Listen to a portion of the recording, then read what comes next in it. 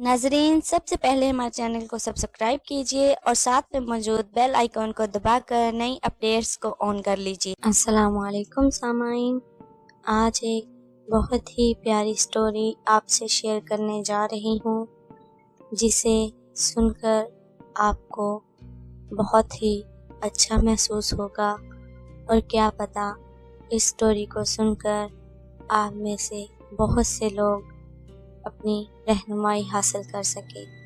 सामाइन ग्रामी, एक दफ़ा का जिक्र है कि एक बुज़ुर्ग आदमी की आँखों का ऑपरेशन हुआ।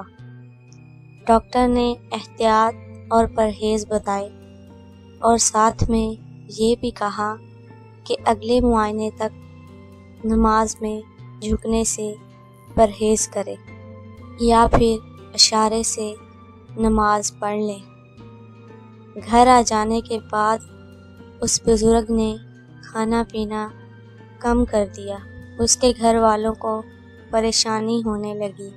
उन्होंने दोबारा डॉक्टर से रजू किया तो उसने कहा, हो सकता है रोटी या खाना चबाते वक्त आँखों में दर्द होता हो, इसलिए इन्हें नरम चीज़ें खिलाएं। 1-2 दिन तक घर वालों ने देखा, मगर बुज़ुर्ग ने खाने में कोई तब्दीली ना की। कुछ दिनों बाद उन्होंने बुज़ुर्ग से पूछ लिया कि आप खाना क्यों नहीं खा रहे?